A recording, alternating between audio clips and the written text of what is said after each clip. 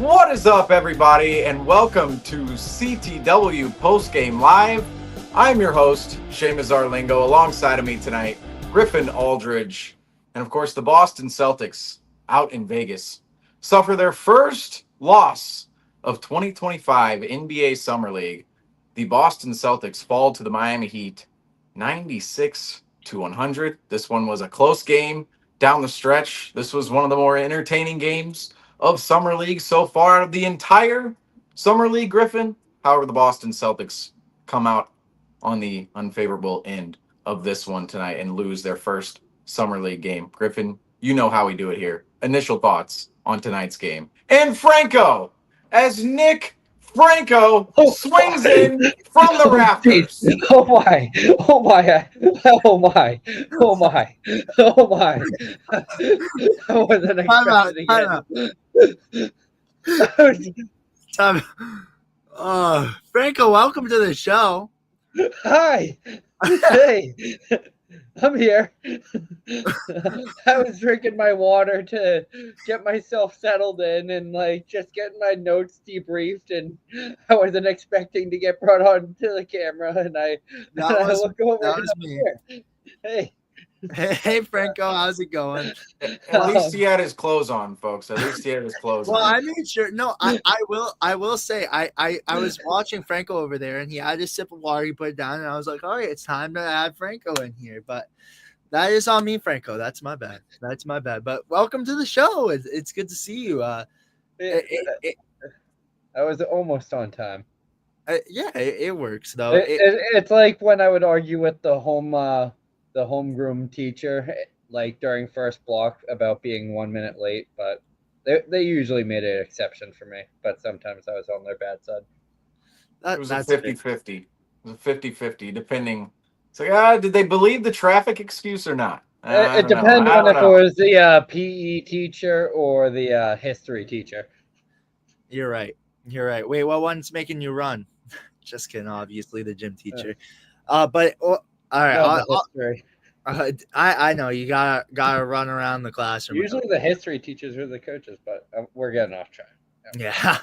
No, but ultimately, I tell you what, Seamus and Franco, I was at one point in this game, I was getting upset, and I'm like, and then I really thought to myself in the fourth quarter, I'm like, why am I getting upset over a summer league game? I'm like, and then I every game matters. No, but I needed to calm down because obviously you guys know what situation the Celtics are going to be in this season. So I'm like, all right, I need to calm down because if I get like this over a summer league game, when we're playing 500 ball, who knows? I'm gonna throw it out there, you guys. I'm gonna say this Celtics team is so questionable because we are so young, and my just initial thoughts off of this is. It was an interesting game because obviously we've been talking a lot about Charles Bassey, and he didn't have the Charles Bassey game we have seen the past two summer league games. Obviously, one rebound shy of a double-double, but he's still a name to keep your eye on. But another guy I wanted to throw out there too was Baylor Shireman, who he had an impressive game too. And one thing I want to label on Baylor Shireman too that really stood out to me is the fact that Baylor Shireman, this is obviously maybe you'll see a 19-point game during regular season, but I like the quote too, and I said this last night, what Brad Stevens said, how like guys like Shireman, he just wants them to go out there and play the game that they're going to have during regular season too. He doesn't want him to, become this guy who's going to take control of the game. And I do have to say, Seamus, and I think you'll hit on this later, but his defense was a lot better tonight, a lot better. But, and another name I want to give worth some notice too is Kendall Brown. I mean, there's a lot of guys on here, and I said this last night again, and I kind of sound like a broken record from how many times I've said this, but there's a lot of guys like Ron Harper Jr. last year, who Ron Harper Jr. played with the Maine Celtics, obviously went nowhere with the Celtics during training camp or anything, went down with the Maine Celtics, proved himself there, and got a two-way contract with the Pistons. Guys I see that can be like that are obviously – he hasn't shown jack squat all summer league, but Isaiah Wong's one of those guys who could really turn into those guys in the main Celtics. Kendall Brown is another guy, and I know we hate to say it, but Kenny Lofton Jr. is another guy too we could potentially see get a two-way contract. So it's like it's definitely fun to see them, and it's going to be fun to see a lot of these guys in Maine too. But it just shows how talented even our summer league team is right now. And it's like a lot of these guys, like Kendall Brown, I wouldn't mind having as a two-way guy.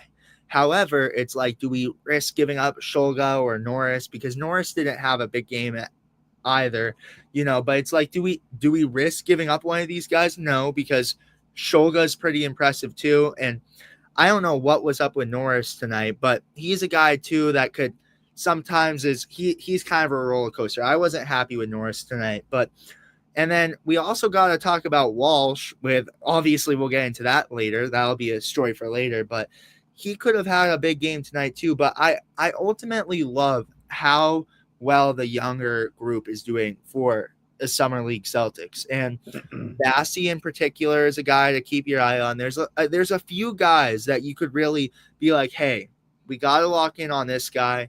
And that's pretty much all for me, though. And I obviously will talk about it. I do have a question. Was what Daniel said right? Is it Ugo or is it Hugo? Hugo. I keep hearing Ugo. You dropped the H. Ugo. So it is silent H. So we think in English, we think the Ugo. silent K's are stupid, but okay, the silent so H that reaches a new level. I was just making sure because I heard someone say Hugo now, and I'm like, am I really messing it up? It's gonna be. Let's face it. Let's face it. It's Ugo, but it's a name that's gonna be pronounced Hugo about 75% of the time by the NBA community. If he actually turns into somebody the NBA community talks about in time. No, yeah, but I mean, he's gonna have to earn Ugo in America. That's kind of how it's gonna have to go with the public. He's gonna have to the public's gonna have to understand it's Ugo. Otherwise, it's just Hugo. Well, I wanted to mention on him too, just for my initial thought too, is that the fact that Ugo, like I really was impressed because this was my first time actually watching him because I didn't watch the first Summer League game. So actually watching him today, I am in love with this pick. I am. Who? Gonzalez? Yes, I like this pick. Obviously, wait, hold on. Wally started 0 of 8 from the field? I understand. Sorry, 0 of 7. My bad. 0 of 7. I understand that. 0 of 7. He had a rough start. 1 of 8. However, it's a lot more impressive than I thought he was going to be. Because remember my initial thoughts, Seamus, you guys all know. And Franco was upset too. Like, we are all – I feel like the only person that really was like, oh – well, we are all shocked. But – it's a lot more than his averages were obviously in Spain. So that was just interesting to see. But I'm going to throw out a name out there, and I already said it, but I am very high on Kendall Brown. I'm just throwing that out there. I'm just throwing I tossed it up. You guys do what you want with it. Kendall Brown. That's my initial thought. I like Kendall Brown. I think that certainly that goes along with a segment we might have later of who could stand out on this Summer League roster, not mentioned within all of the draft picks and players already on the roster, who could stand out amidst the fray of back-end roster guys who could maybe make a run at a roster spot later on in time. However, in terms of initial thoughts for this game, Franco, what do you have for us here? Well, Celtics took their first loss of the season, no longer undefeated, and that kind of puts a hamper on the hopes of the Celtics being able to make the Summer League tournament. But they still technically can. However, looking at the Summer League and how only 4 of the teams make it into the semifinals of the Summer League tournament, it is looking very challenging for the Celtics to get there, especially with the point differential. Maybe during their next game, I believe, which is going to be against the Lakers, is all rivalry games, except for the Grizzlies. Yeah, maybe the Grizzlies Celtics finals will fix that eventually. Who knows? I'm not sure if we Well, who knows? Maybe they heard that Kenny Lofton was on the Celtics and was like, "Hey, let's run that." But I think that looking at the when the NBA does this, I don't know if we brought this up on stream or not, but it feels like when the NBA is putting together their summer league schedule, they really do their best job of putting together the most marketable games and marketable schedules because summer league isn't a very appealing thing for most teams and or for the casual NBA fan. So when you are able to throw two household teams, two rival teams such as the Boston Celtics and the Miami Heat together, it's going to catch the eye and draw attention just from the fact that these two teams are facing off. And in tonight's matchup, it was a close game and was a entertaining game. Obviously, we've seen a lot of uncontrolled basketball. What you're not looking at in these games is what substance you are getting, who is walking away with the win, who is walking away with the loss.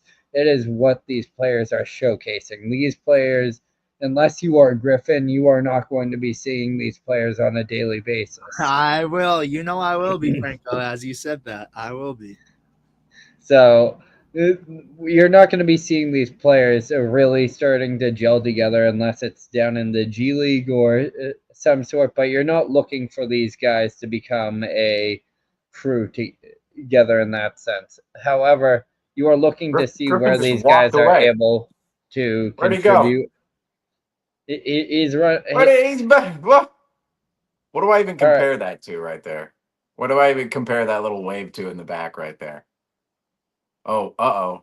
I think he's getting the main jersey out. Now we're on. Now we're down. This is a cliffhanger. Now Griffin has gone back into the tunnel. What is he going to reappear with? He has a chair. No, he doesn't. No, he doesn't. He has a main Red Claws jersey, folks. We're back. No, you said it, Franco. I had to come represent. I don't know why I haven't been doing this for Summer League, but Miami Heat. Should I be wearing red? No, it's main Red Claws. The Miami Heat are maroon, whatever Then color that is. we could even be Burgundy. yeah. It looks like I'm like the only Celtics guy. That is a red Celtics jersey guy because of the very well, red. I will say this though, I will be repping this then when we face the Lakers because I'm rooting for my main guys out there. Well, yeah, these main guys are going to be like playing together in Maine, so that's the main thing. But you're looking at the first and second round players on this team, and also the rookies on this team, the guys who already have granted roster spots, and you're seeing what they're doing in late game situations. Tonight, Max Shulga was one of the people in the late game situations that had the ball in his hands, but wasn't able to draw up the plays. You could see that rookie inexperience there. Him coming from a smaller school is to be expected, but it's going to come along. He's more of a developmental player, but from what we saw out of Hugo Gonzalez tonight, we saw a 32-minute performance out of him, and he was able to score. Started off a little bit shaky to start off the game, however, was able to contribute in other factors, and where it really matters most and where he's been marketed and advertised to us by players on the team, players that have been playing with the Hugo and also from scouts and from Brad himself is the tenacious defense that this guy plays with, and he was able to showcase that with 5 steals tonight. So there was a few things that you could pull from tonight's game that lead to upside, and like I said, it's not about the wins and losses, it's about who puts on a good performance. Baylor Shireman, another player who was Baylor Shireman was another player that played well, and he stuck out as well.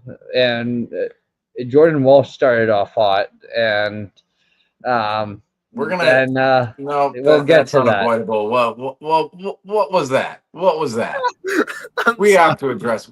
Was there another? Was there another bug in the room? Is that what happened? It looked like a spider web. Yeah, there was a spider that just dropped in front of my face, and it kind of threw me off and kind of made me mix up names for a second because I was focused on that.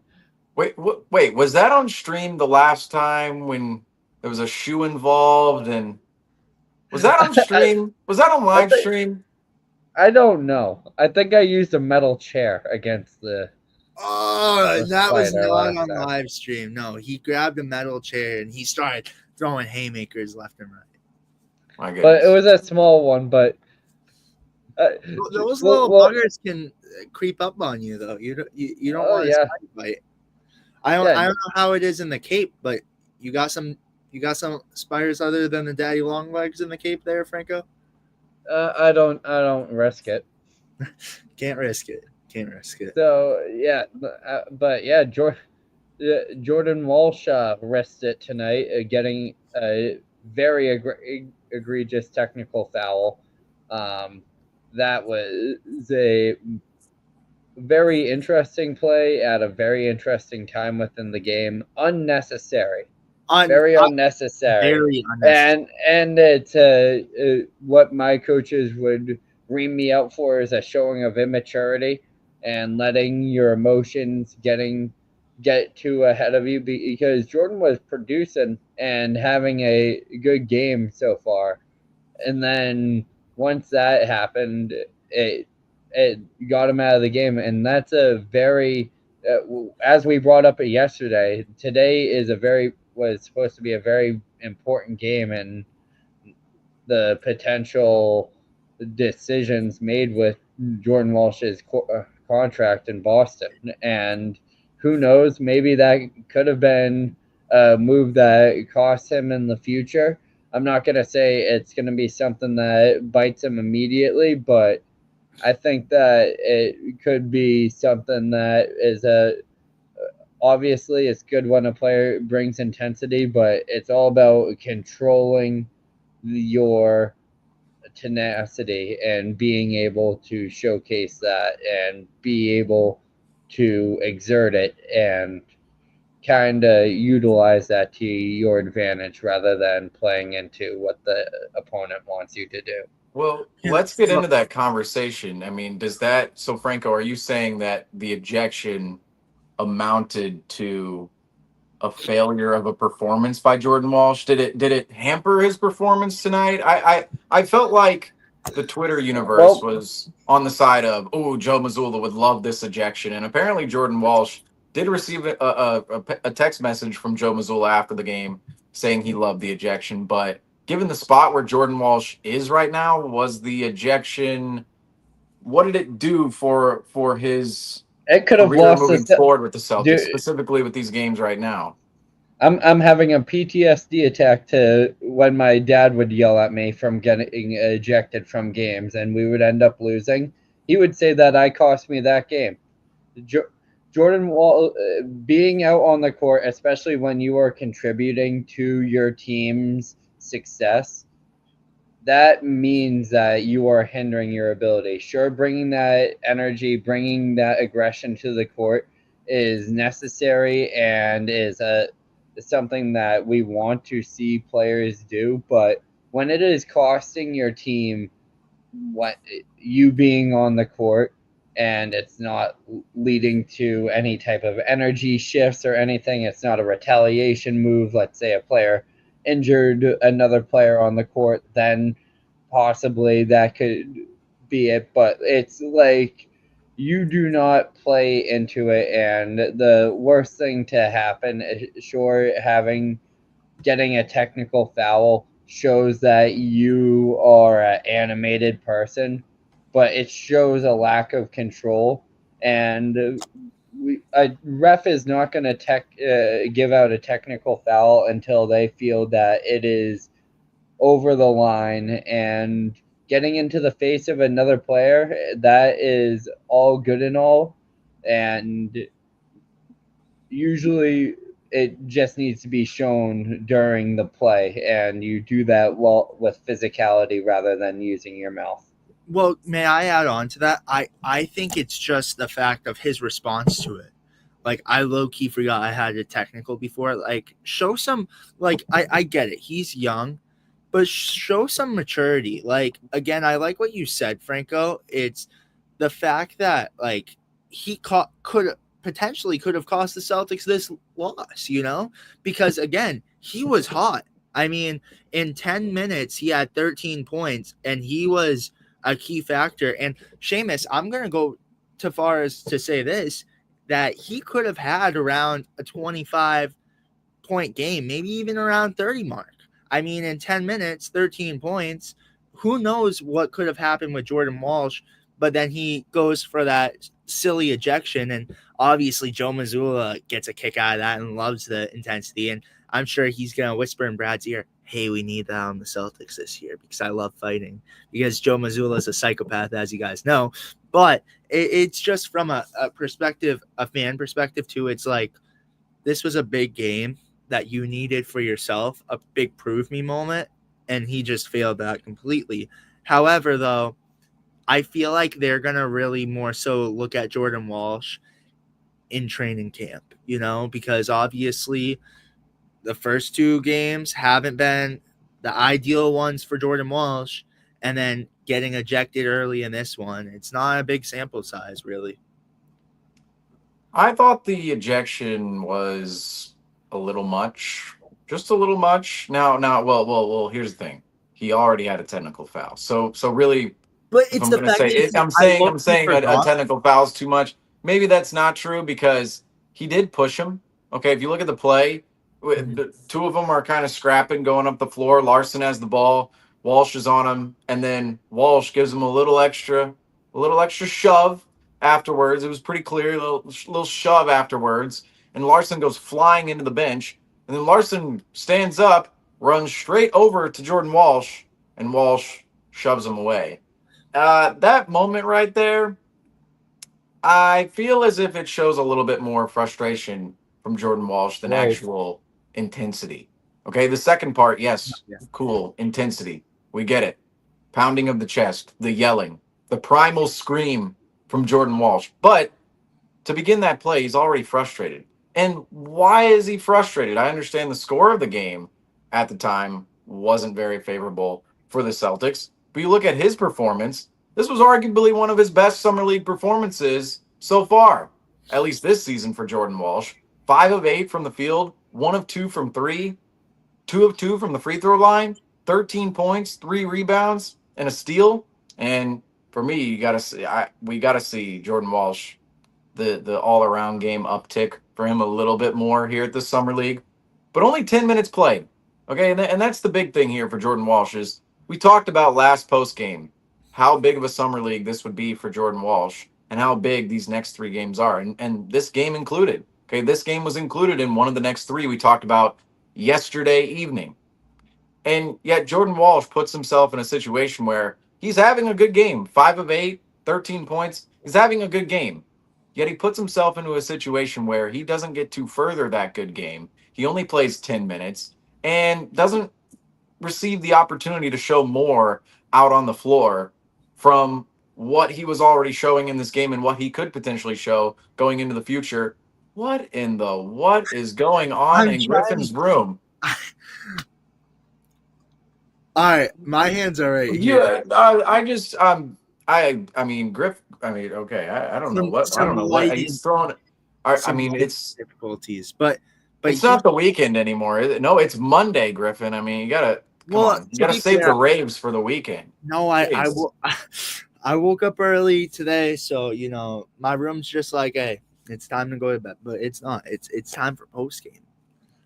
No, and it's time to talk about Jordan Walsh because this performance out of him, good performance in the 10 minutes, but I want to see 25 minutes plus out of Jordan Walsh tonight, and yet we didn't see that, and it was a close game. It was a close game too, and I'm not looking at these summer league games going, okay, it's just summer league. Oh, No, these are real reps. Okay, it's real live basketball. It's in front of a fan base. It's in front of crowds. It's in front of people out in Las Vegas. There are coaches within the coaching staff trying to reach the next level. There are players within the ranks of the roster trying to reach the next level. And every single repetition in game is an opportunity for coaches and players to further themselves in whatever scenario comes up in front of them.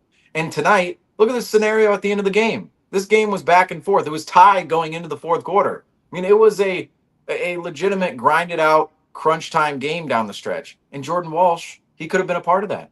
Okay, he could have been a part of the reason why the Celtics win potentially if he's in the game. And he could have been a part of a scenario where we actually see him play in crunch time minutes and play under pressure. Yet that's taken away from him, and he takes that opportunity. Let's face it, it's not taken away from him by anybody but the refs. But the refs, I mean, they're just judging his actions. Jordan Walsh took that opportunity away from himself. And that's just not really what one would like to see out of Jordan Walsh at this state of Summer League. And I understand Joe Mazzulla loved the intensity and loved the ejection, but realistically, 10 minutes played for Jordan Walsh. We got to see more minutes in this Summer League from Jordan Walsh because of where he's been the last couple of games and where he was last season. I mean, right now, I understand he's 21, but he's at the point where we got to see a little bit more out of Jordan Walsh, and getting himself ejected from this game certainly did not help. However, looking at the entirety of this game and looking at the lead tracker tonight, this one wasn't quite in control for the Boston Celtics as the Miami Heat, the sea of green, not very apparent here. A couple of waves in there, a couple of ripples from the Celtics, most notably at the end of the game when it felt like the Celtics were going to pull this one out. However, the Miami Heat, they control the seas in this game, both literally and figuratively. And the Miami Heat, their biggest lead of the night, 13 points for the Celtics, only 4. 11 times this game was tied. The longest run was 9 by the Miami Heat. And you see in this lead tracker here, the Celtics really dug themselves a hole in this game. At the end of the night, the Celtics, they dug themselves a hole that they just simply couldn't get themselves out of. And that was the basis and the theme of this game is the way the Celtics played down the stretch, right? And you look at all the numbers, right? The Celtics tonight, they win all the crucial battles. All right. The Celtics win the turnover battle, they win the possession battle, they win the points off fast break battle. All of those battles the Celtics win tonight, yet they dug themselves a hole. And it was primarily because of their defense. And furthermore, if their defense wasn't so bad, I mean, all these other numbers for the Celtics, right? And all these other factors and statistics, those those aspects kept the Celtics in the game. All right. The possession battle kept the Celtics in the game. Look at the amount of shots tonight. 81 shots for the Celtics, 66 for the Miami Heat. Yet, because of the Celtics defense tonight, they dug themselves a hole.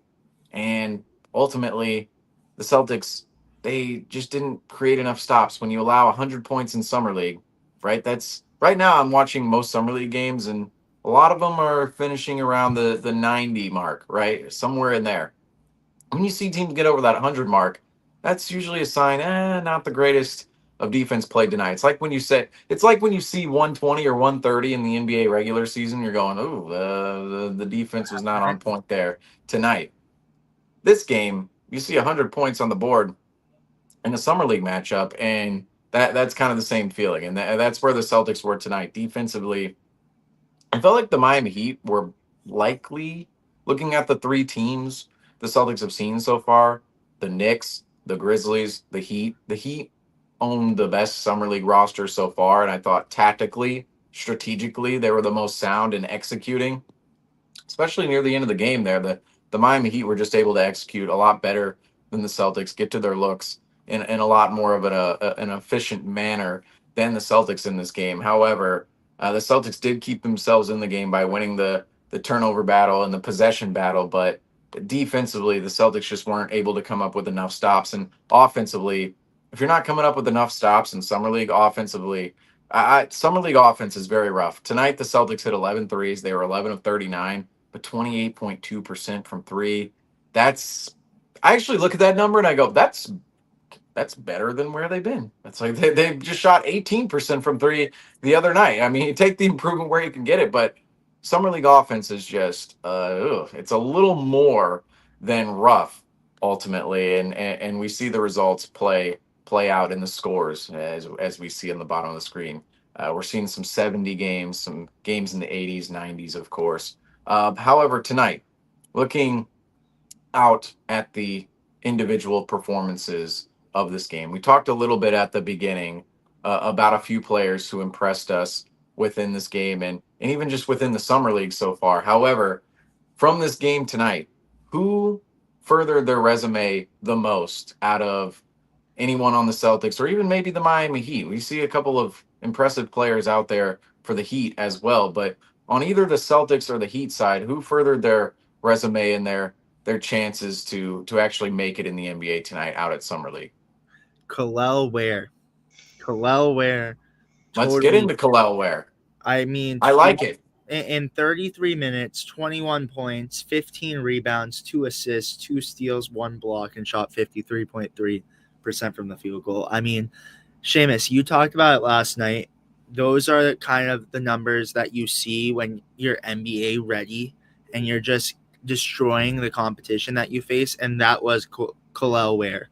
I mean, it just looked effortless for him out there. How you said Jordan Walsh should be playing, that's how Kalel Ware played, and he is an NBA-ready player, and he was just destroying the competition tonight, and it looked to come easy for him.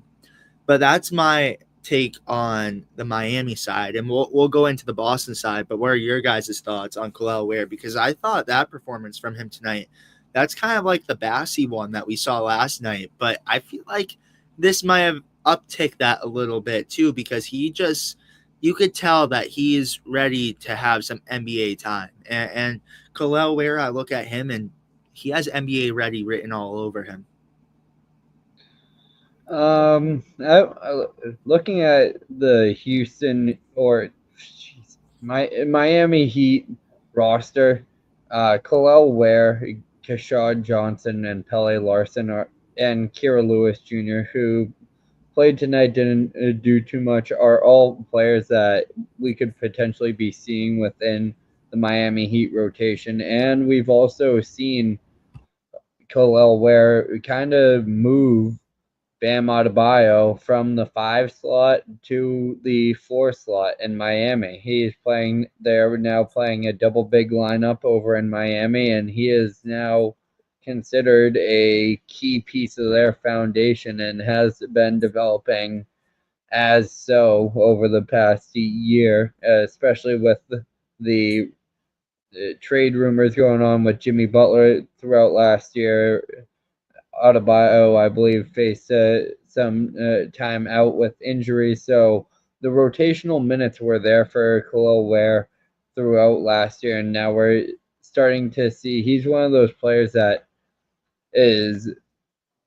I believe that having a player go at least 2 years in the NBA summer league is good, especially when you're talking about a guy who is a high caliber and you kind of know what you're going to be getting out of him.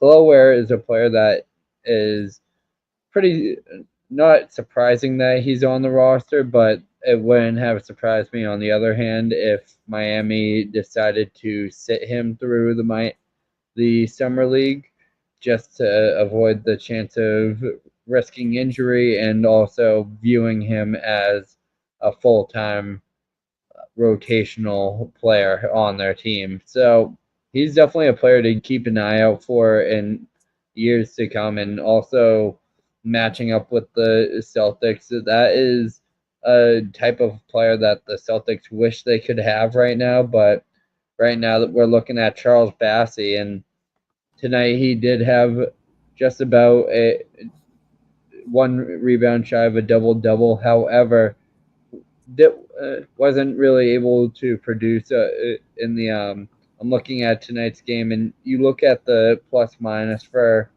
a lot of guys, and that kind of is where the drop off that you saw in the lead tracker kind of comes into play. Is those are most likely the times that those players were on the court, with Charles Bassey with a negative 15 plus minus from tonight's game. That's not something you want to see.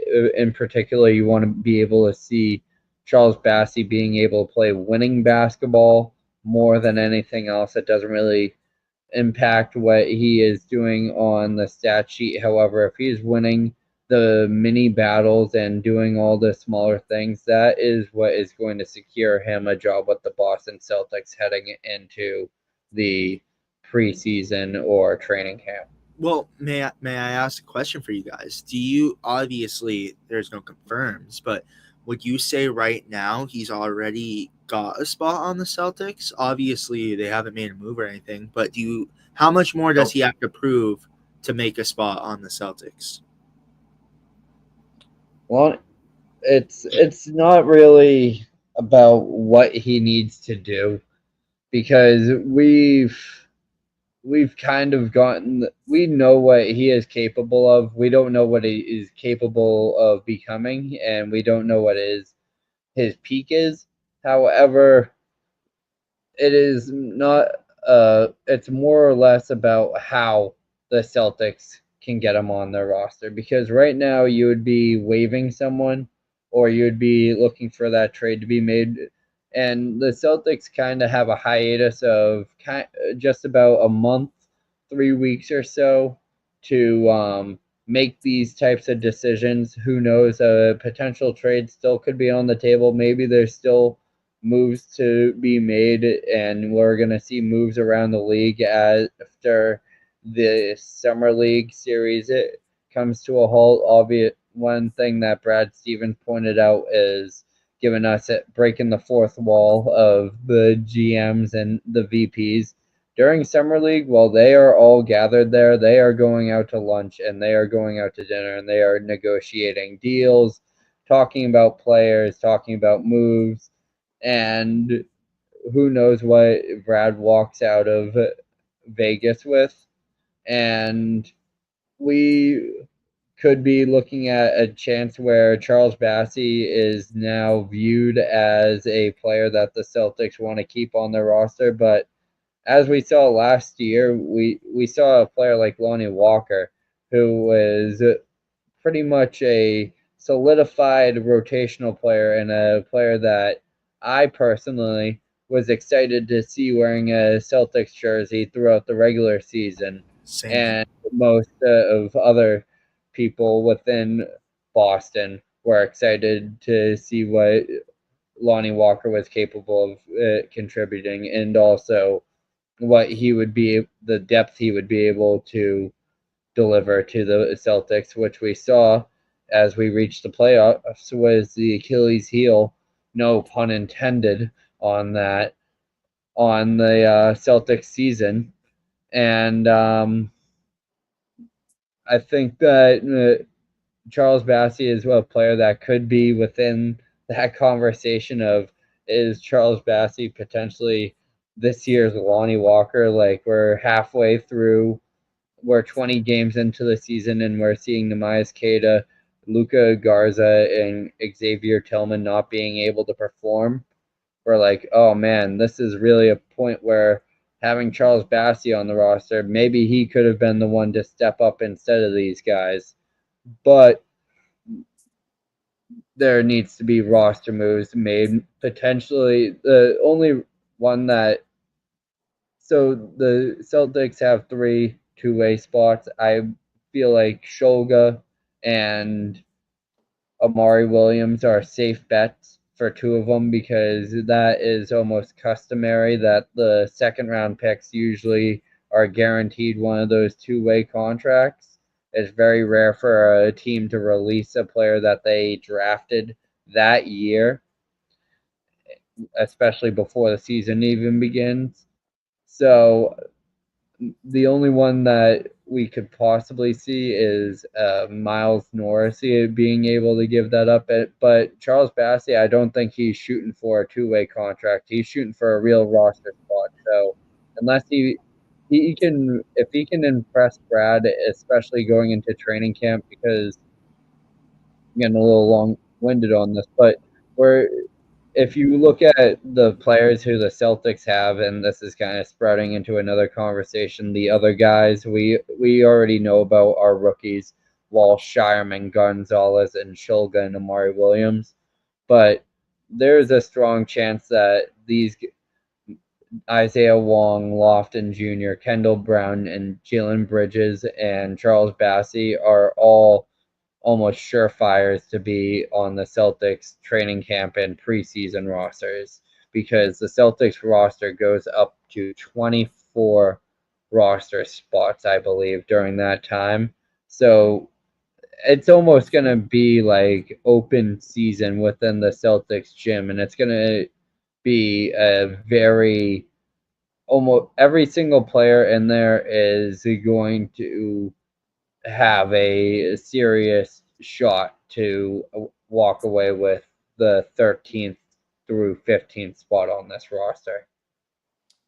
Right now, the Celtics roster is not set whatsoever. I'm going to continue to be a broken record on it, but it's not set whatsoever. The Celtics are over the second apron. There are 15 players on the roster. But furthermore, the info last night we gave out on post game, Jordan Walsh, only $200,000 of his contract is guaranteed, and his contract becomes fully guaranteed on opening night. Whereas JD Davison, his contract is not guaranteed whatsoever until January 10th, 2026 of next season.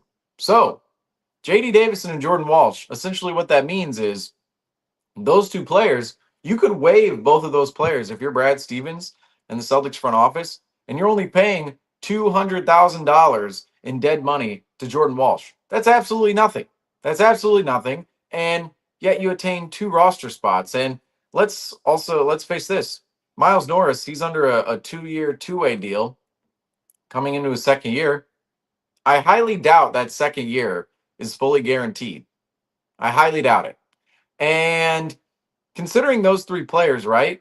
You basically, in my mind, here in Summer League, you're thinking ahead if you're the Celtics, going, we might have three roster spots to give out. We might have the 14th, the 15th, and one of our And a two-way two-way. slots. That's essentially what's happening right now. And I'll say within Summer League, that cannot all be deciphered what's going to happen with those spots because JD Davison is not at Summer League and he holds one of those spots. And maybe, just maybe, the Celtics waive him later on down the line, whether it's before training camp or after training camp or whenever, right? It'll probably It's be possible in the after. summer it's possible in the summer it could happen if the Celtics really want to add another body they can't get their hands on unless they waive JD Davison. That's certainly possible. But the Celtics are definitely looking at this thing with the thought of there might be three roster spots to hand out later on in time. And yes, right now those three are Miles Norris, JD Davison, and Jordan Walsh, but that can change very quickly. I mean, Miles Norris is here at Summer League in Las Vegas. We're of course not in Las Vegas here, but out there in Vegas where the Celtics are. But Miles Norris is out there, right? And then you have Jordan Walsh, who we talked about earlier, also in that spot. They're definitely competing for those spots right now. At the very least, those are two spots. Charles Bassey has definitely outperformed a guy like Jordan Walsh up to this point. And maybe that's to be said with a grain of salt, knowing the need at big for the Celtics, right? Because we're really honing in on that position and really zoning in on who's playing big for the Celtics out at Summer League, which Franco, your Kyle Filipowski stock right now is just surging. Okay, it just absolutely surging with where the Celtics are at and what he's doing I'm in the gonna Summer be League right now. It's surging, surging. I'm telling you, I am like if I have my Franco sense go off about a player in the NBA draft, I am almost 9 out of the 10 times correct about that player ending up being a player that would have benefited the Boston Celtics. Or even if I expanded my knowledge to the NFL, well, the MLB and NHL are kind of weird sports when it comes to the draft, but NBA and NFL, when I have a feeling about those guys, it's usually correct. But I mean, looking at Filipowski, that could have been a player that the Celtics could have been banking on going into the season, but right now we're looking at Baylor Shireman, who had a good performance tonight. I think that he stood out. I made a clinical error at the beginning of the show during my initial thoughts, and I mixed up the names for Baylor Sharman and Hugo Gonzalez. So anyone who has been tuned in throughout this show, I apologize for mixing up the stat lines. But Baylor Sharman was the one who had 5 steals tonight.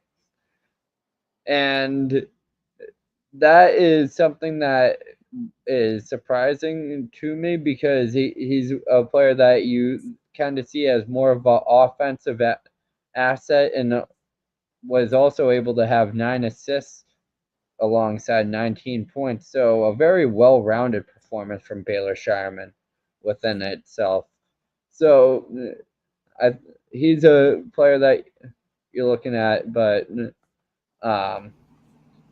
just looking at these guys, I truly think that there are arguments like still Jordan Walsh and JD Davison. I still think that they still have preseason games left to play. I think that it's going to be once this active roster is put together, and less of the case that the Celtics see a free agent deeming enough that, or that is redeeming enough that letting go of one of those guys early on is worth it.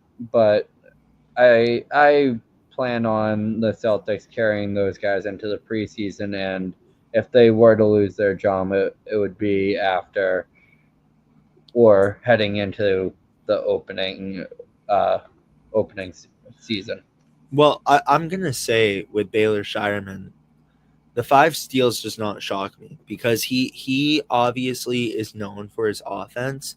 However, when I saw him play in Maine, he is really a hustle player though.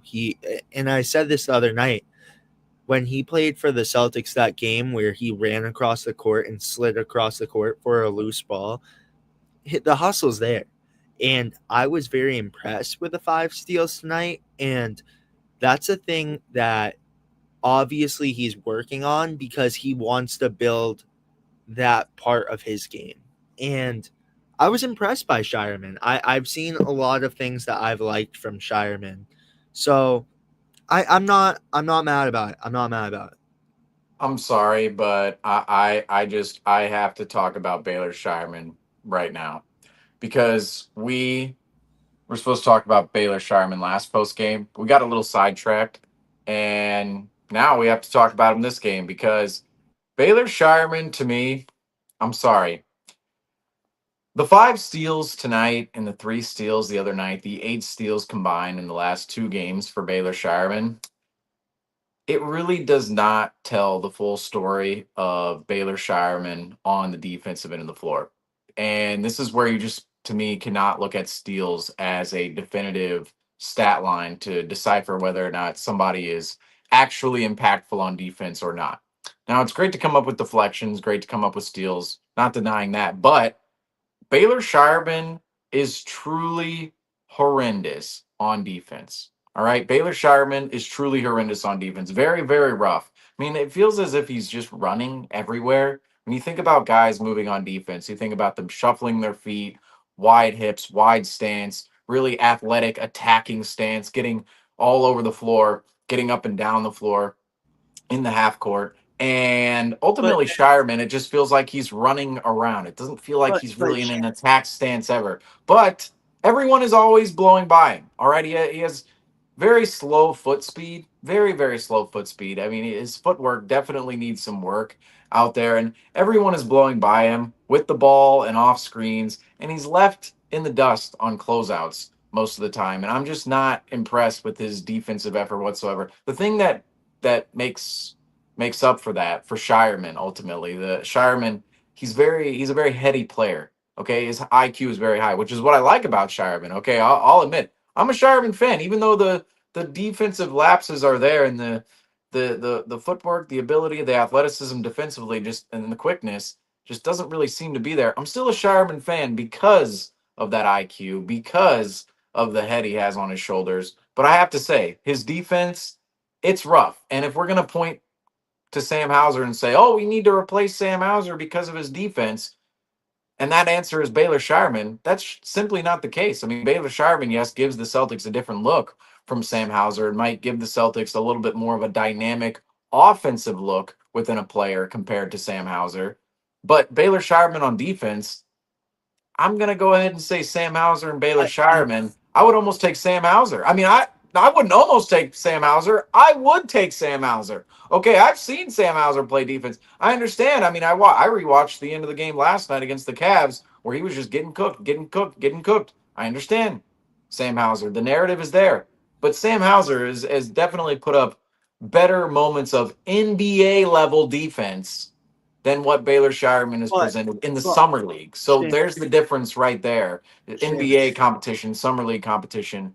Hauser's been better in NBA competition than Shireman in summer league competition. And I'm sorry, Shireman's defense, somebody has to say something about it. And I'm not saying it's a complete detriment to his game right now because he's still developing, but it's something later on down the line that we're going to have to talk about if he's playing major minutes in the Celtics rotation this upcoming season. totally. And I want to critique one thing. You said it's a flaw in his game right now, and you said it's not a huge one. It's just mechanics at this point. So Well, he no, it's not he, mechanics. It's the he needs to, athleticism. It's the totally. foot speed. It's He needs to get the foot speed up for sure, but it's something he can fix. He could become a better defender, and I feel like obviously you already said it. The ball knowledge that he has already is just a great tool for Shireman to have, and he can just get better at it. Like, I mean, the steals, you see him in transition just poking that away. But like, I'm gonna say this though, Seamus, at the same time, is the flaws in his defense though he can fix over time. Like it's gonna take a little bit, but also we have to well, remember we have to see it, we have because to here's my we need to thing. see it We soon. say a lot of, well, he can fix this, he can fix. It's theoretical. It's completely theoretical. He could be in time. Shireman could be a player that is okay offensively, can hit a couple shots off the bench, can play make for you a little bit, can't dribble the ball all that much, but he's gonna make the right decisions, the right passes, and it's all gonna be on time. But defensively might be a complete liability, which well, let's just face it, folks. This team, this Celtics team, this upcoming season in 25-26, they're not going to be the best defensive team in the world. They're really not. Anthony Simons, Baylor Shireman, Sam Hauser. We know what the big man situation looks like right now, and you got a lot of rookies, young guys playing for you.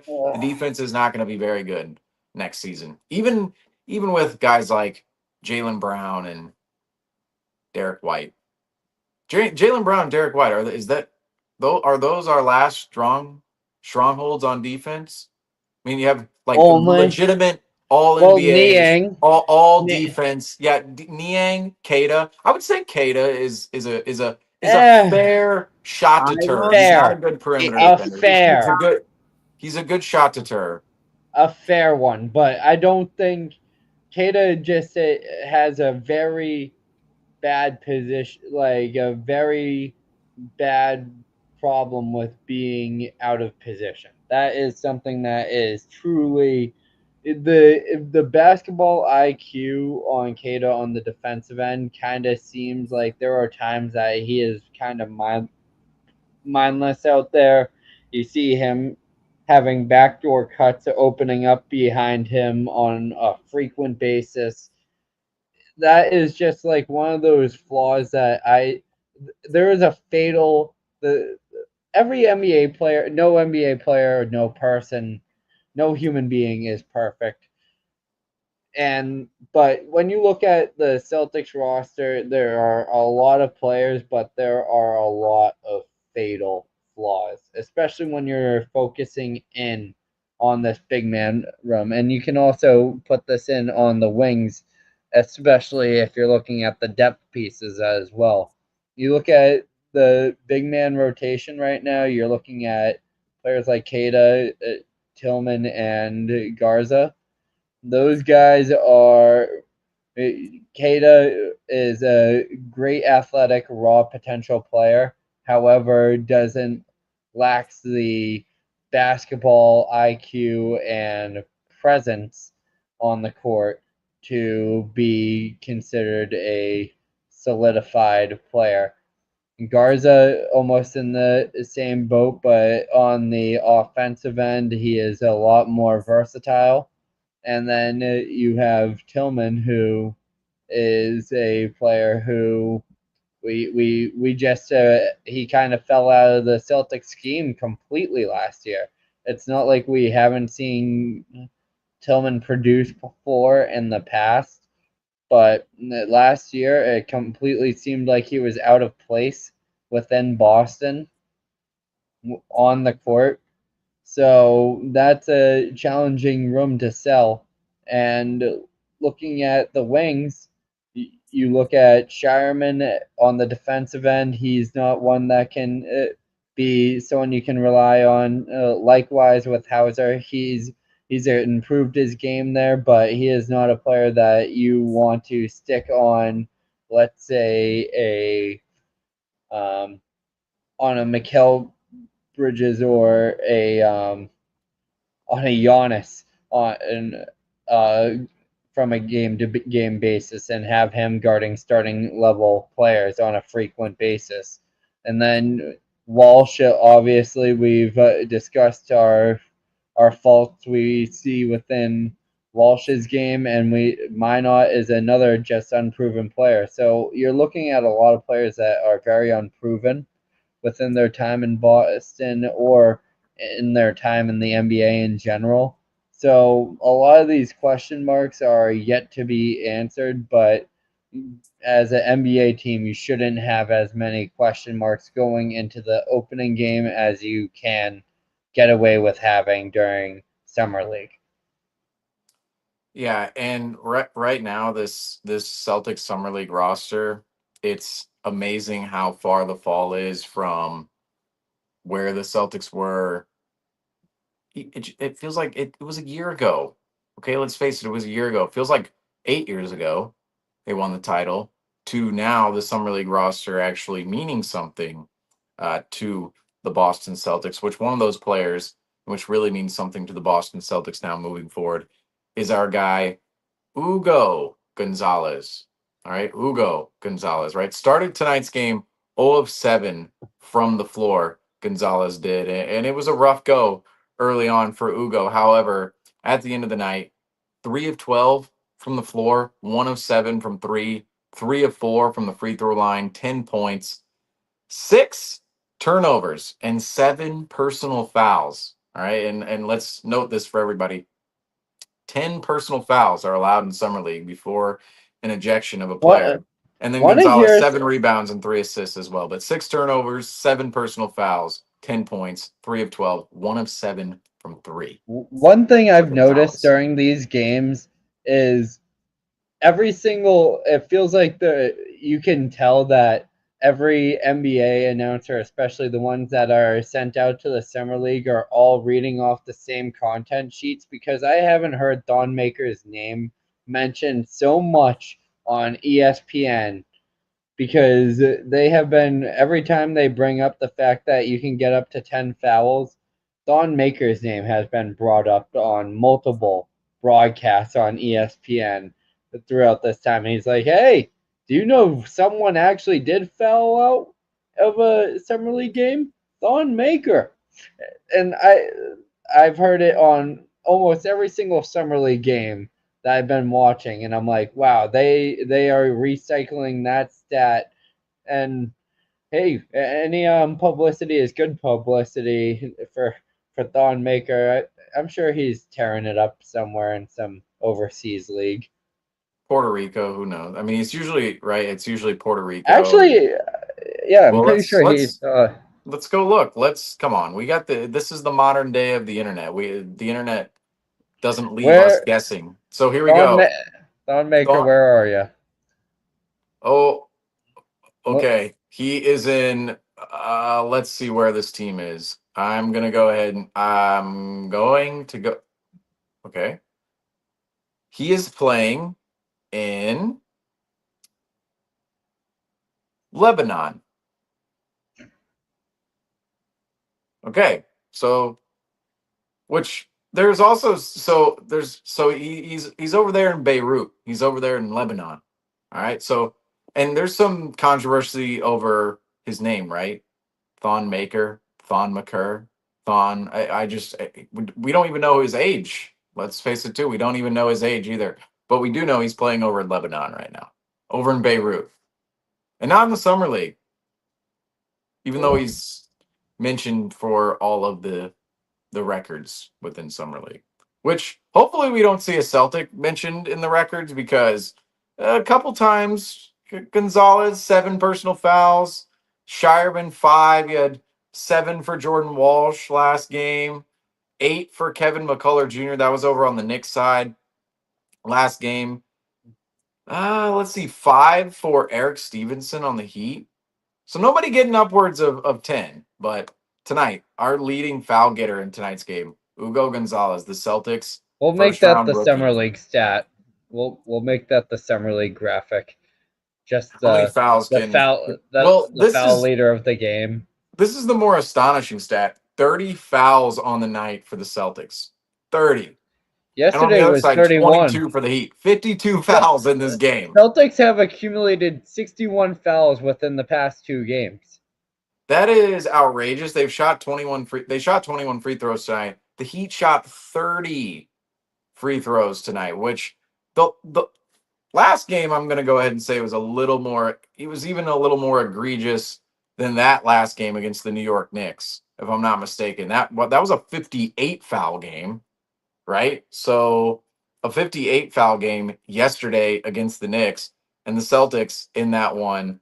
Let's see how many free throws. So the Knicks shot yesterday 29 free throws. The Celtics shot 29 as well. They actually both shot 23 of 29 from the free throw line. I remember reading that last night on the ticker going, did I make a mistake? Did I accidentally put one or the other? Nope, they shot the exact same. But ultimately, the point is here tonight, 7 fouls for Hugo Gonzalez. And Gonzalez, you look at his line in 27 minutes, really did not have himself a great game whatsoever. And you don't even have to. I know a lot of people, it's like, okay, we look at the stat sheet and people look at the stat sheet, and he was a minus 18 tonight, Hugo Gonzalez was, if we want to mention that as well. A lot of people look at the stat sheet, but you didn't need to look at the stat sheet tonight. Look at the film, or either or. You look at the film, you don't need to look at the stat sheet. Hugo Gonzalez, very uncomfortable with the ball at the top of the key tonight. Defensive pressure when the Heat put the pressure on Gonzalez. The ball was very loose in his hands and didn't ever feel secure in Gonzalez's hands. Felt sped up. He felt a little sped up, and he just didn't feel comfortable, or at least it didn't seem as if he felt comfortable at the top of the key with the ball and with ball handling responsibilities. Really not the best performance out of Gonzalez whatsoever. And I gotta say, this was a performance that we were hoping maybe we didn't see out of Summer League. But the reality is when you have a 19-year-old coming overseas, maybe we should expect this a little bit more. But what are your guys' thoughts on Hugo Gonzalez's performance tonight? I want to start off. Obviously, it was a little shaky, but again, with a 19-year-old, you gotta ease up on it. Like, I mean, his first game, people were blown away, and everyone was like, "All right, Hugo is a guy to look at." Hey, and there's been so much talks about just in the gym how he's destroying Celtics players, how he's making Baylor Shireman and everyone look silly. But like you obviously saw in this game, like you said, he was uncomfortable with the basketball at times. So it's like he still needs to develop. Like, and that's where I'm saying is he will spend a little bit time in Maine because he's 19, and it's not like he's Cooper Flag, and it's not like he's Cooper Flag and he's already ready to be in the NBA and get a lot of minutes. No, he needs to develop. This is a guy who's coming from overseas, and he didn't see a lot of time on the court overseas. Obviously, he's been in the pros for a while, but this is a guy who there's talent there. It's obvious that there's talent talent there, but he needs to develop that in a way where he could be very effective on the court. And I do see that out of him, but it's like, do I see it right now? Not yet. He needs to develop more, and they need to give him more time. And that's where you have it. Summer League, it's fine for him to have mistakes out there. I'm not mad about him having mistakes out there, because this is how you learn and this is how you develop into the player he wants to be. This is the time to mess it up, not on the big stage in the NBA. This is the time to, this is a learning. Summer League is, for one, to prove yourself for a roster spot.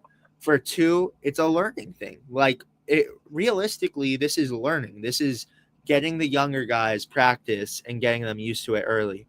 And I want to bring up this update from Jordan Walsh here. We're going to continue to talk about Hugo Gonzalez. However, this is the update we have from Bobby Manning at the presser with Jordan Walsh here in front of the media. Walsh apologized to Stevens and made sure front office was okay after his scuffle in front of him. Said that's not him. Joe Mazzulla rushed to him. Joe Mazzulla rushed to him and loved it. I guess I don't know. That might be an error right there. I checked my phone and he was texting me. I love this out of you, said Jordan Walsh about Joe Mazzulla. Joe liked it. I don't know if Brad liked it. But Franco, your thoughts on that? It doesn't matter if Joe liked it while you're in Las Vegas.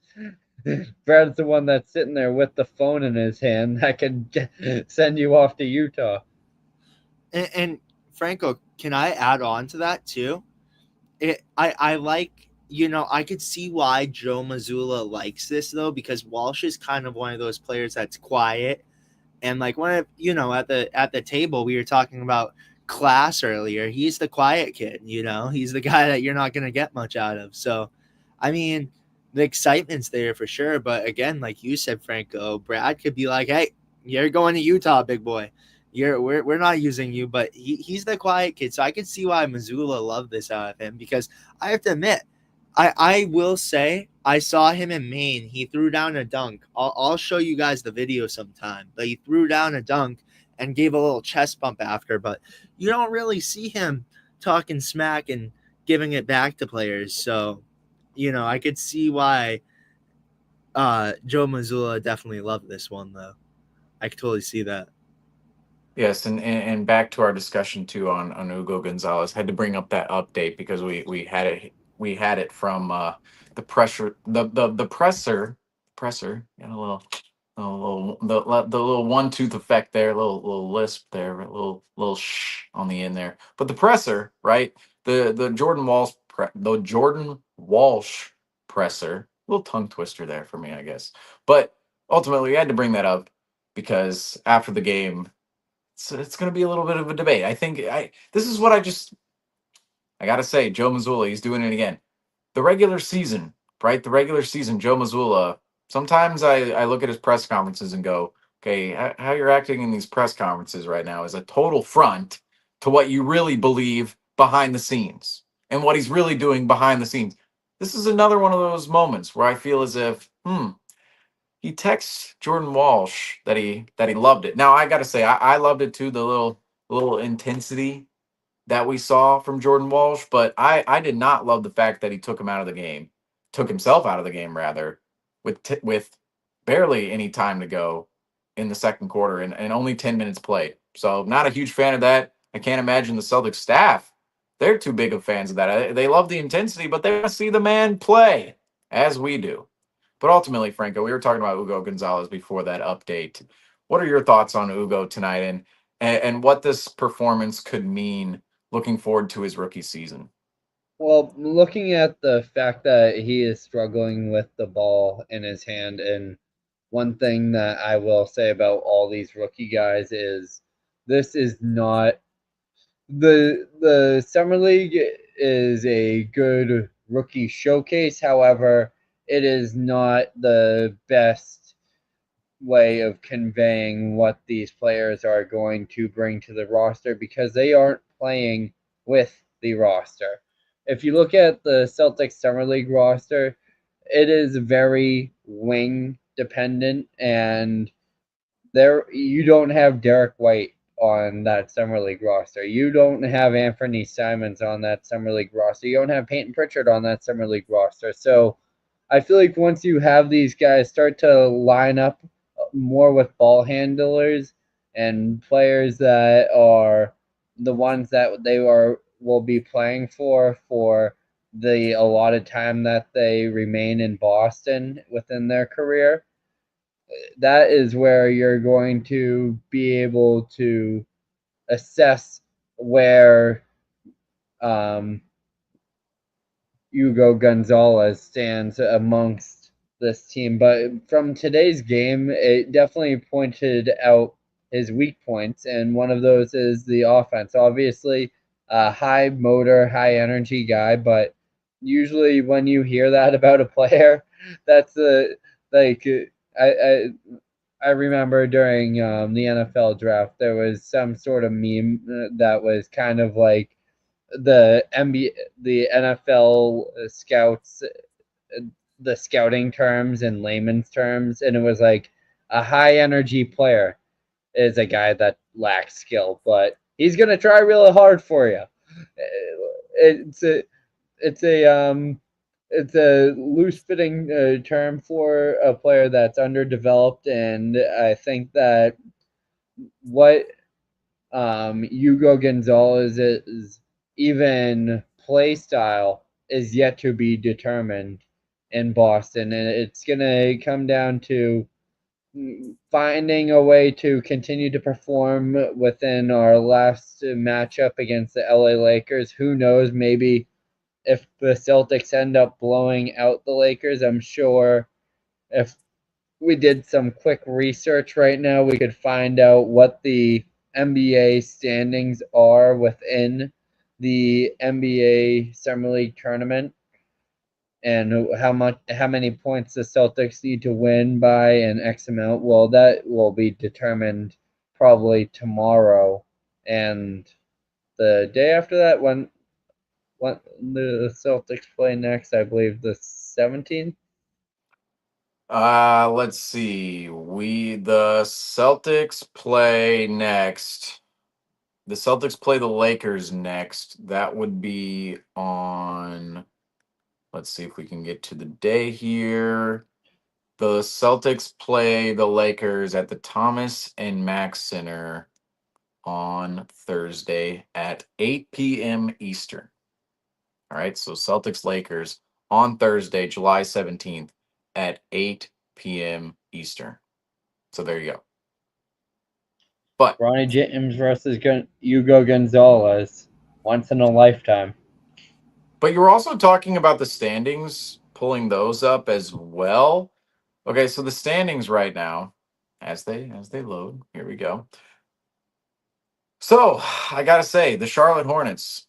Well, you gotta cherish this. You gotta cherish this moment, Hornets Nation. All right, you gotta cherish this moment. At the top of the standings right now, the Charlotte Hornets 3-0 at Las Vegas Summer League. The 3-0 teams right now: the Hornets, the Spurs, the Hawks, and many teams actually remain undefeated.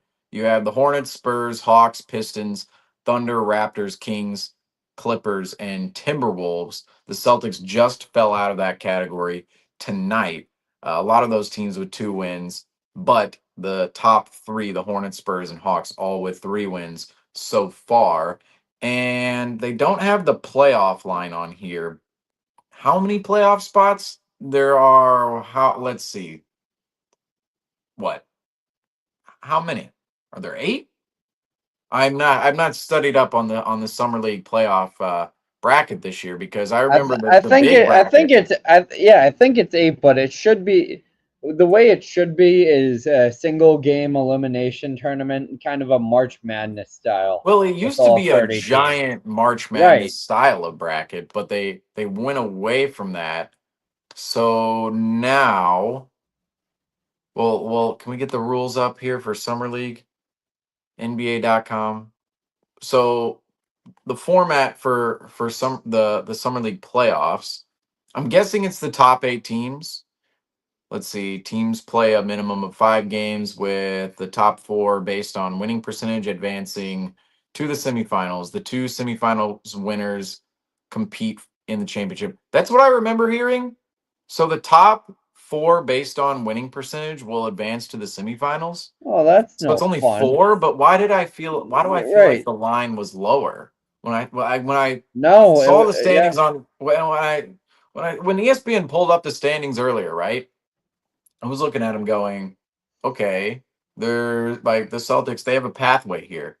But the top four, it seems as if that I do remember hearing that. Yep.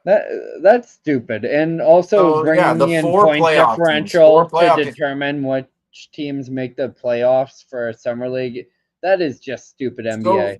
Bring right back the now, the 30 team bracket. Bring back a ranking and have all three teams play 3 games to determine their rankings within the 30 team bracket, and that's that. well, And then let it rip. the thing about the big tournament is I years ago, this was the discussion with the big summer league playoff tournament bracket, right? It was about the tournament. By the time you get to the end of the tournament, most teams are shutting down their important players. Because if you really advanced far into the tournament, you weren't only playing 5 summer league games, you were playing 6, 7, maybe 8. I don't remember how many the maximum was at the time, but compared to teams that would play only 5, right? There would be quite a few more games for the team who goes on to just play in the championship. I mean, win the championship. If you're just in the championship, you're going to play that last game.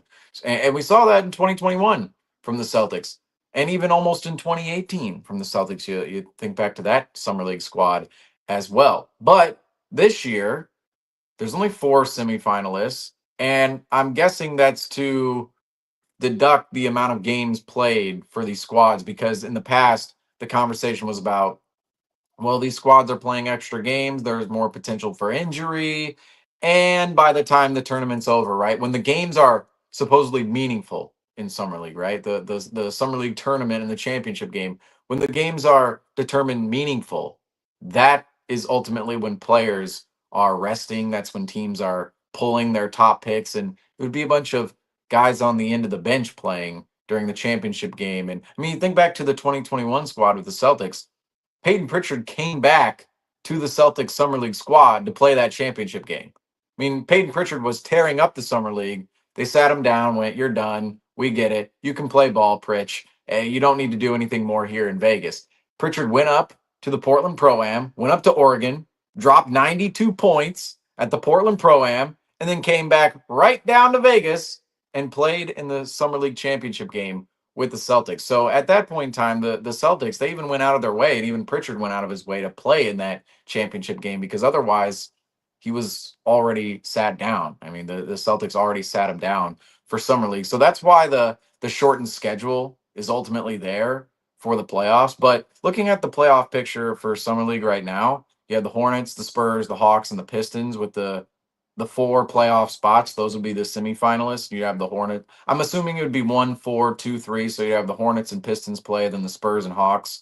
And those are some interesting summer league teams, I got to say. Well, However, and that is also still up for determination because there's still there's a couple still a more game games. left, and let's face it, these I'm gonna go ahead and say some of this is not updated yet. I mean, I know it's updated for where the Celtics finished tonight, but I'm guessing there were more games after the Celtics game at Summer League. But the Celtics are 2-1 now. That slots them in at, let's see, 1, 2, 3, 4, 5, 6, 7, 8, 9, 10, 11 right now. 2-1 with a average point differential of 7.7, so plus 7.7, which is not particularly high compared to the teams in front of the Celtics.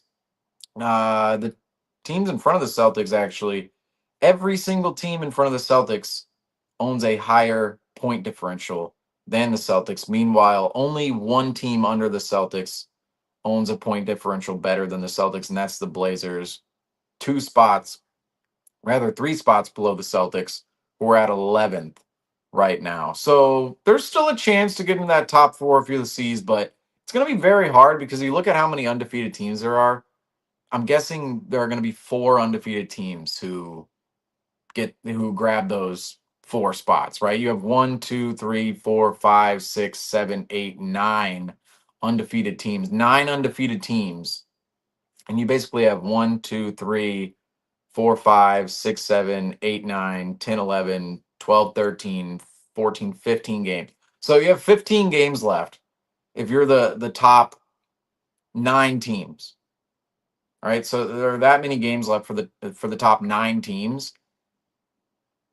Do we get 4 undefeated teams? 4 teams undefeated who don't lose anymore? Because if that's so, the Celtics lost their playoff spot tonight. Yeah, that's However, what if the Celtics can basically what the Celtics have to do right now, looking at the point differential and the fact they lost a game, because there are only the Celtics and the Cavs. There are only 2 teams who have lost a game, who have lost a game but have more than a 500 record. So they have a better than 500 record but lost a game that aren't undefeated, right? So for the Celtics, what they're going to have to do in their last game is run up the score. That's basically what's going to have to happen, because if you're competing with all these other one-loss teams, and even it's possible the one-loss team doesn't make the semifinals in the top 4, but if they do, you're going to have to come up with a point differential of maybe what? Probably plus 20 plus comfortably. well, I'm just looking at. All right, folks, we have breaking news. We have breaking news. We have legitimate breaking news.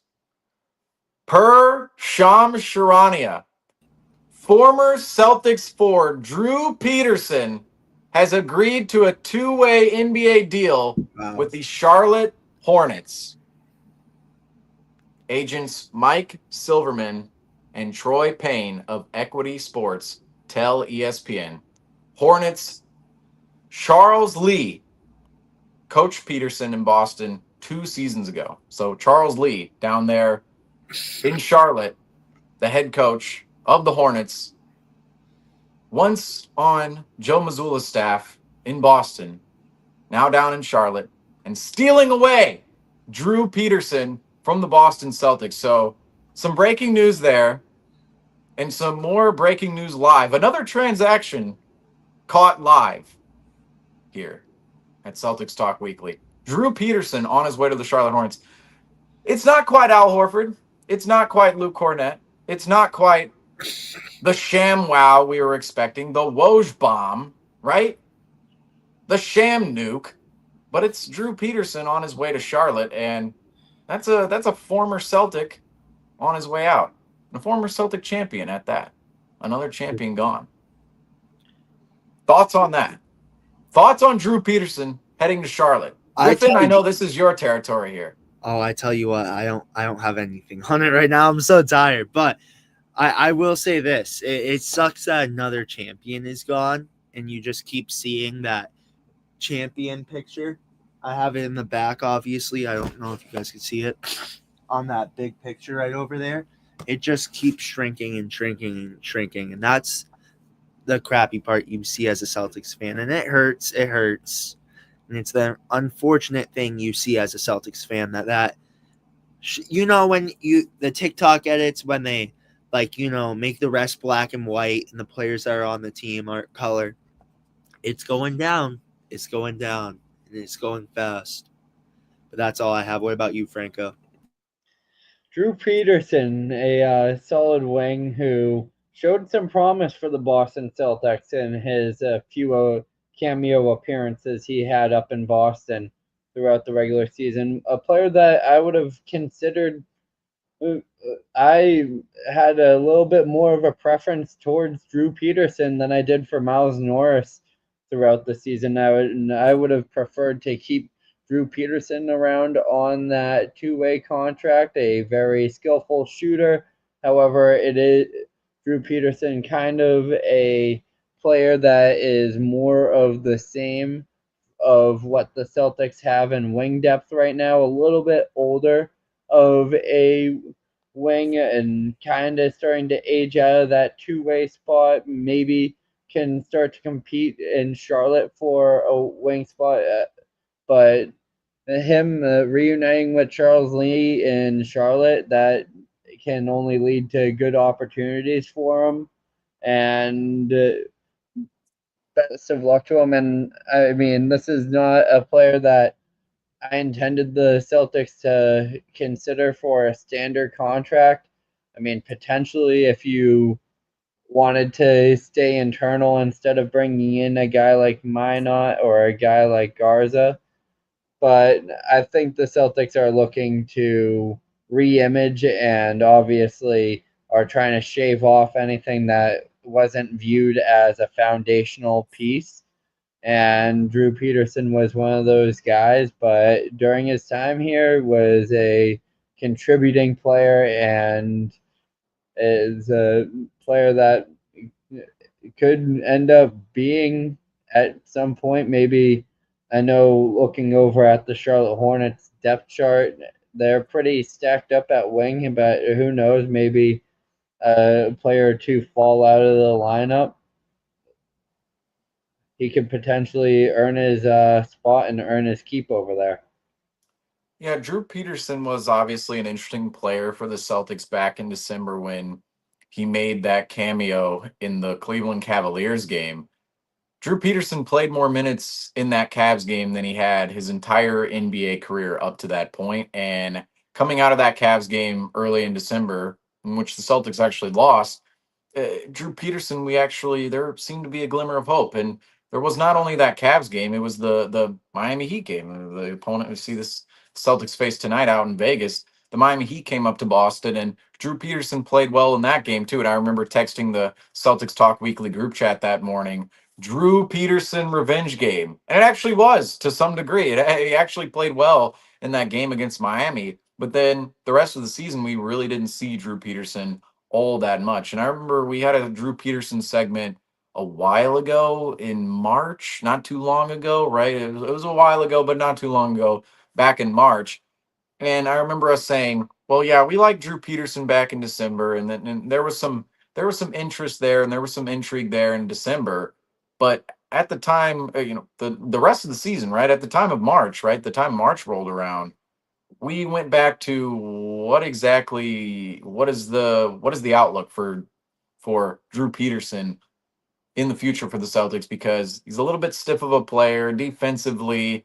There is some sneaky quickness and sneaky agility in there, but he's a little stiff. Offensively, there is some creation, but you're not going to rely on it all the time. Defensively, lacks a lot of physicality, and that's one of the biggest turnoffs for me when it came to Jordan Peterson. Not Jordan Peterson, Drew Peterson. This is the second broadcast in a row I've said Jordan Peterson on here, but I guess shout out Jordan Peterson or don't. I don't know. Whatever side you lay on, whatever. Regardless, Drew Peterson, okay, a less controversial figure out in the world. Drew Peterson, I guarantee a less controversial figure with the Charlotte Hornets. With the Celtics, he ultimately just the biggest turnoff for me was his physicality on defense. Every time I witnessed Peterson out on the floor, it just felt as if he was a twig, right? He's just smaller than everybody. He might be the same height as some guys out there, but in terms of actual body mass, it's a little bit of a twig. And you think, well, maybe that can come along with a player later on in time. They gain some muscle mass in the NBA, but I just never really saw it with Drew Peterson with the Celtics, especially considering the forward rotation. Now, you could say back in December we were saying, well, maybe is he the replacement for Sam Hauser in the future? That was a pipe dream, because looking at where Sam Hauser came into the league and even Shireman, Drew Peterson is a lot more raw than those two players. Right? Those two players, Hauser, definitive 3-point shooter, just a sniper, can shoot it many different areas on the floor, as we know. It just flies off screen, can shoot it off movement. And Hauser owned a special skill teams value, right? And Shireman, he owns a special skill teams value, which is his headiness on the offensive end of the floor. He can shoot the ball a little bit. It definitely has the awareness of the floor spacing and the play at hand and the execution needed. And he's just a great passer. Shireman's a great passer, and he's just always has great timing. Drew Peterson, he doesn't really have that one thing that sticks out, right? And I think over time, that one thing that stuck out was isolation scoring, just a little bit. Some of his moves off isolation. I remember back on Twitter or X or whatever people call it nowadays. Back in December, people were comparing Drew Peterson to Shea Gilgis Alexander on Twitter. I remember there was a clip against it was Drew Peterson on an isolation attempt against the Detroit Pistons, and people were saying, tell me this doesn't look like Shea. Tell me this doesn't look like Shea out here. And obviously there's a huge efficiency discrepancy between Shea Gilgeous Alexander and Drew Peterson, but people noticed some of his isolation ability, and it was certainly there with the Celtics at times. But if that's his best ability, that's that's not that's not what he needs to do in order to make it on the Boston Celtics, or rather what he needed to do in order to make it on the Celtics as he's now heading down to Charlotte. He was supposed to be a complementary piece, just like all the rest of the role players next to Brown and Tatum. Brown and Tatum, they're the two superstars for the Celtics. They're the two ball handlers. They're the two guys who are going to demand the usage within isolation. And if it's going to be Drew Peterson, I mean, this roster, it's going to be the only way Drew Peterson would handle the ball as much on this roster and actually get his opportunity as an isolation scorer would be if both Brown and Tatum were out of the lineup and the Celtics roster looked like the Nets right now. And even then, the Nets have Michael Porter Jr. I mean, that's not nothing either. But Drew Peterson, it's one of those players where he's one of those players ultimately you look at and go, one of his best skills, it's just not a skill that can be utilized fully on the Celtics roster and where the Celtics position is. And if you're not utilizing a player's best skill and you're leaving that in the dust, it's very hard to see that player actually turn out and turn up within that situation because he's going to have a more refined all around game. And Drew Peterson, we know he's not quite that player. He's not an all around type of player. But another Celtic going down to Charlotte, as we see Grant Williams down in Charlotte. Gordon Hayward joined the Charlotte Hornets a couple of years ago. I'm sure there are many others. Brad Wanamaker, former Charlotte Hornet. I'm sure we have a million Celtic Hornet players. Terry Rozier, right? Terry Rozier. Hey, Miami Heat player, though. Miami Heat, the opponent tonight. Not a huge one, not a huge signing, not a huge acquisition, not a huge transaction, but certainly a player we got to give a little respect to because any player who's able to stick around on a championship roster, whether that's in a two-way role or a standard role, deserves his flowers at the end of the day. And there were definitely, that's what I like about even players who don't make it over the hump and don't make it into the rotation with the Celtics is can they give you some memorable moments along the way, right? We'll always remember that time Drew Peterson came in Cleveland and randomly shocked us when the Celtics we don't remember that I wonder if anybody remembers this, but at the time we tend to forget the Celtics bench was looking horrendous without Jason Right. Tatum and needed a spark. Drew Peterson comes in, he provides that spark specifically in that game against Cleveland and kind of keeps the Celtics afloat. Now, the Celtics did lose that game later on in time, but kept the Celtics afloat. And then you had the Miami game, the Detroit game as well. So just good memories there from Drew Peterson. And you just want to have those with players, even though they're 1, 2, 3 games.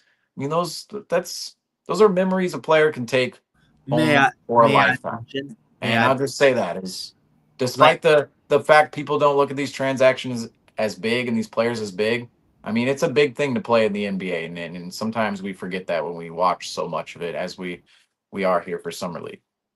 well, I want to mention like Jaden Springer's game that will go on forever in Celtics. The Jaden Springer game out in LA. That Yep. yes. I mean, I think I mentioned that to you guys on call last night or during the post. I don't even remember. I remember the aesthetic of the Clippers court that night and the Clippers uniform and the unfortunate circumstances for the Celtics, which was the Celtics just could not get their ish together in January there, and that was just another representation of that from the Boston Celtics. However, any more thoughts tonight, guys, from Las Vegas? Because the Celtics, they have at least 2 more games out in Vegas so far. 3 games in the books, 2-1. I would say it's been a fairly successful summer league for the Celtics so far in terms of what we've seen out of a couple of players, but there are 2 games left. upcoming for the Celtics on the schedule. One against the Los Angeles Lakers on July 17th on Thursday at the Thomas and Mack Center at 8 p.m. Eastern. The other, we don't know yet, to be determined, but it will be before July 20th. But before we close this one out here tonight, guys, any last thoughts on where the Celtics are in Summer League right now? Uh, they're out of the. It seems like they're without a abysmal or a ludicrous win against the LA Lakers tonight or Wednesday, I believe. Is it They're Wednesday no. or is it Is it Thursday? Wednesday or It's Thursday? Thursday. Thursday. Thursday. Got to get it So right because it took me 10 right, minutes to pull it up earlier. Got to get it right here. right, Thursday, right. July 17th, folks. 8 Yep, p.m. Eastern. Thursday. In the Eastern Yep, time zone right now, folks. In the Eastern time yep. zone. I'm with y'all. Oh yeah, yeah. You're getting to experience what 12:52 feels like on the East Is it Coast. really 12:52 right now? Yep. Oh, my screen says 11:52. So I'm still living in the Central Time Zone, baby. Oh, So here's the thing. I'm live from Georgia, folks. Live from Georgia. So I'm in the Eastern Time Zone, but all my screens say 11:53. So I gotta say, I'm still living the life of a Central Time Zoner right now. ah. You're lucky. You're lucky. You're lucky. You're you're It you're, means so you're much. dragging you're dragging around two corpses right now, Seamus. Yeah. Yeah, I'm Well, don't blame me. Blame the schedule makers who scheduled an 8 p.m. Eastern game at Summer League for the Celtics and Heat. Just saying. I right. mean, a couple nights ago, we had the Grizzlies and Blazers play at. I mean, I felt like that game was at 10, 11 at night, at least even in the Central Time Zone. I mean, that was Summer League. I gotta say, I like the late games. I like the crazy times. All right, I loved when the Olympics in 2020 when they were on at 3 a.m. I mean, that was my. I was like, oh yes, Slovenia, Luca at 3 a.m. Let's do this. you're crazy. You're crazy. They should be doing the summer league games like even through the weekdays. Like, who cares that the kids are in school? Play the game. Well, actually, no, none of the kids are in school, so they really have no reason not to be airing the games at like 12 o'clock games during Well, they weekdays. do. It's they play the games all day. I mean, let's just look. Well, why can't they put our goddamn Celtics in at 12 o'clock? Well, let's see. Tomorrow, the first game starts at 3:30, but there are only one, two, three, four, five, six, 7 games tomorrow. The last game. So okay, so all these times are in. I believe all these times are Eastern. But tomorrow we have on the Celtic, or not the Celtics, the Summer League schedule. 3:30 p.m. is the first start time Eastern, right? The last start time is 9:30 p.m. Eastern. So that's for tomorrow. And then 2:30 p.m. Eastern is the first start time on Wednesday, 9 o'clock. The last start time on Thursday, 3 p.m. Last start time is 10 p.m. Clippers and Nuggets. So, yeah, I mean, some pretty.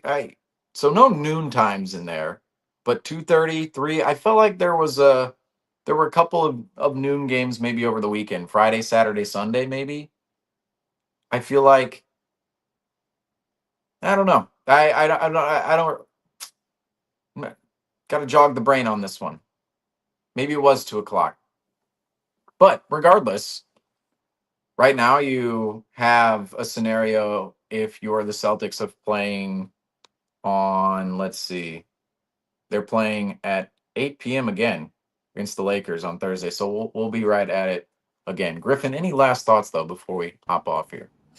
Ultimately, it sucks to see the first loss of the Celtics summer league season. However, you can see some good things from the younger guys, as in Kendall Brown, Charles Bassey. I always mess up his last name. I don't know why I always do, but obviously seeing some good things throughout summer league, and like you guys said, some questionable conversations to have too with Jordan Walsh and what his career looks like. But ultimately, this is for everyone to get reps and get ready for the regular season, see if they could get a roster spot. That's The ultimately preseason. what this is. Yeah. Training camp. That's Training really, camp is going to be the war. yeah, That's where this is really, but this is just to get their feet warmed up, you know? right. See what we have, really play with that, and see who's a legitimate threat and who we could really see who could have a shot at going for the roster. Obviously, like you just said, Franco, training camp is where it all comes in. However, this is a little sample size that we're getting thrown at, and it's fun. It's fun. But that's all I got for tonight. Yeah, I'm looking forward to the schedule for the Celtics. Obviously, only game left, one game left in terms of a schedule game, and then another playoff game later on down the line. And who knows? Maybe if they make the semifinals, maybe two playoff games for the Celtics.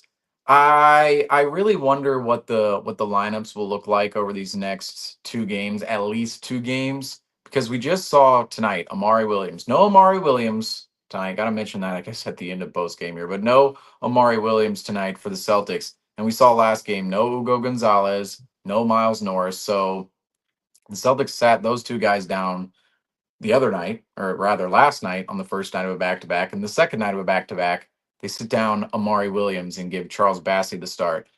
It's going to be very interesting to see if the Celtics just go full lineup the next two games, or if they actually they do sit somebody, because let's face it, there are going to be some opportunities in the future for some of these guys in training camp to present themselves.